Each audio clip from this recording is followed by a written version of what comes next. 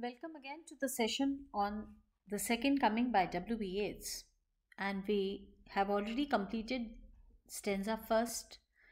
We take up the next two stanzas for analysis today.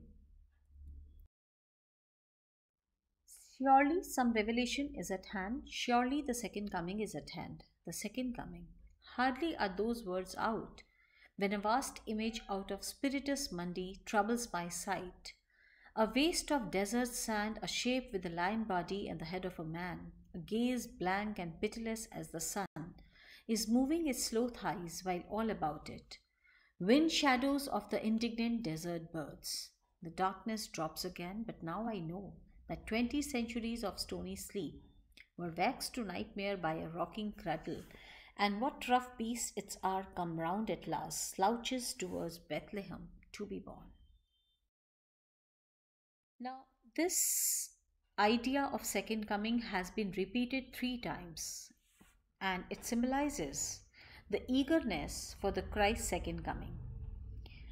Yeats sees a big image of Spiritus Mundi, although it is supposed to provide some kind of a relief, but the poet is troubled by seeing it.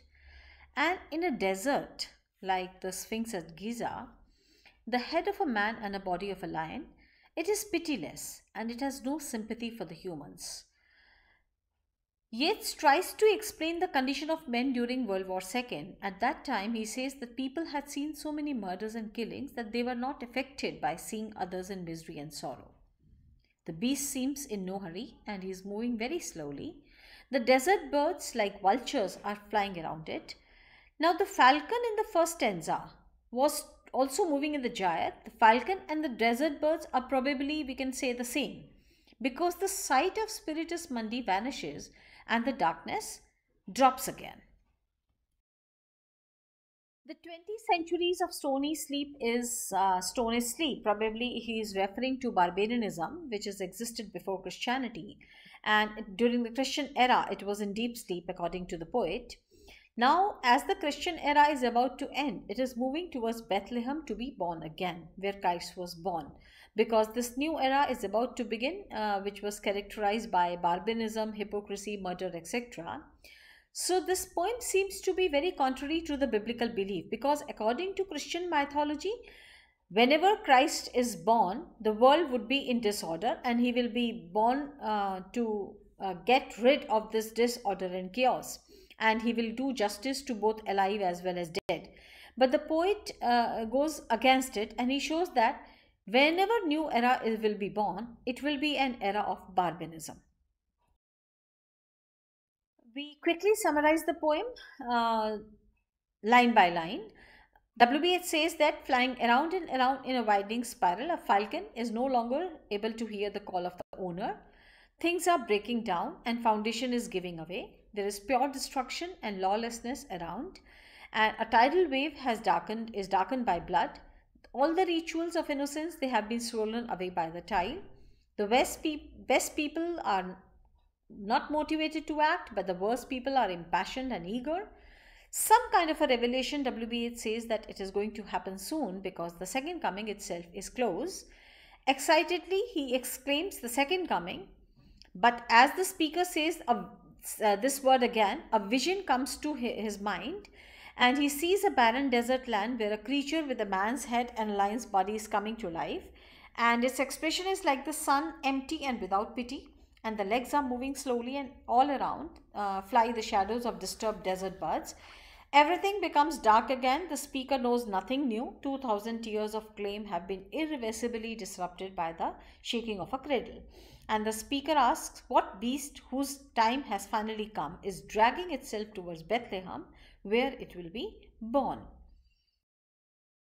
We know that civilization, chaos and control are the major themes of the poem.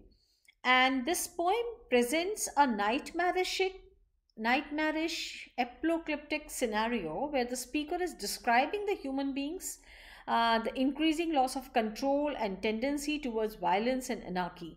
So we have surreal images which are flying all around, and as readers we know that he is trying to create an unsettling atmosphere that is suggesting a world on the brink of destruction. But looking at the metaphorical complexities, this poem actually has a relatively simple message, because basically it is predicting that time is up for humanity and civilization as we have known is about to be undone.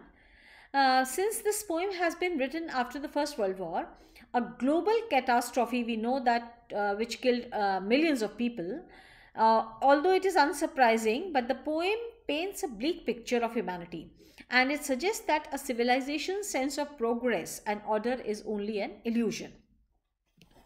Now, the first stanza, which challenges through its imagery, it makes more sense because Falconer, who represents humanity's attempt to control the world, has lost its falcon in the turning gyre. Now, this gyre has been used by Yeats as an image to symbolize grand, sweeping, we can say historical movements in the kind of a spiral. And these first lines suggest how the modern world has distanced people from nature. And in any case, it has to be clear that whatever connection is linked to the metaphorical falcon and the falconer, now the human world is spiraling into a chaos and a loss of control. Now, the poem which suggests humanity might have looked like, or how humanity would look like and progress over the past 20 centuries, this increasing knowledge and scientific developments which have been made after the First World War, he says that anarchy was loosened upon the world and ties of blood. Innocence was just a ceremony, now it has been drowned. The best, he says, lack conviction because they suggest they are not bothering to do anything about the nightmarish reality. And while the worst people are excited and eager for destruction. Now, this current state of the world, according to the poet, it proves that the center, which is the foundation of society, was never very strong. Or we can say that humanity's arc of progress has always been an illusion, because whatever he means to say, we know certainly that humanity has lost its way, and it is never going to begin with an unclear either way of promises for safety, security, dignity, etc. And at this very place in the poem, a very horrific creature emerges, which is, we can say, a grotesque perversion of the second coming, which has been promised by Christianity, because Jesus Christ, who is supposed to return to earth, and he would invite certain true believers to heaven and punish the corrupt people.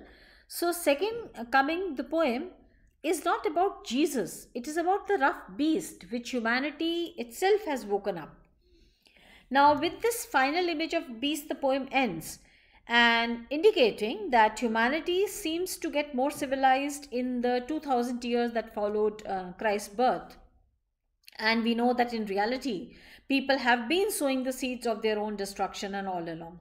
So this rough beast is now pitilessly slouching towards the birthplace of Jesus, which is likely to be in order to usher into a new age of darkness and nightmare. At the themes of morality and Christianity, it offers a very unsettling view on Christian morality, because it suggests that it is not stable, and it alludes to the biblical vision of or the book of Revelation, where it is said that Jesus, when he returns to earth, he will save the worthy.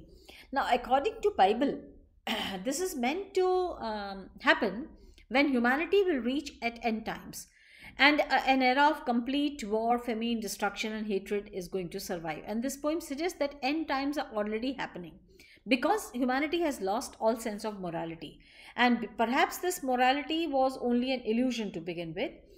That is why the chaos, the confusion and the moral weakness, when he says that things have fallen apart. And in the second stanza, he makes it clear that Christian morality is being undone. And when the first stanza, he begins it by saying that things have been turned upside down, the best and the worst. He uses these two words, and later on he replaces the words by mere anarchy. And mere in this context means simply pure. So pure anarchy prevails. Humanity has totally dredged itself in blood, and because he uses the phrase blood dimmed tide, which suggests that morality was always a ceremony, a performance that conjured the illusion that humankind was always innocent. Now, what is we can add more to it is that this biblical book of Revelation, it predicts a final reckoning, because a kind of a divine intervention is at hand after the first stanza, we know this. And the blank gaze that he refers to as the new creature further provides an evidence what might have been the head of a man, because it is pitiless. He uses the word pitiless. And then he uses the word blood dimmed, tied, and drowned innocence. So, this sphinx like appearance is also deliberately used as a Christian imagery, suggesting a break with Christian morality, because this spiritus mundi mentioned in the poem, which Yeats actually thinks of in the context of world's collective unconscious, he says that he could draw an insight because this vision of beast is suggestive of the anarchy.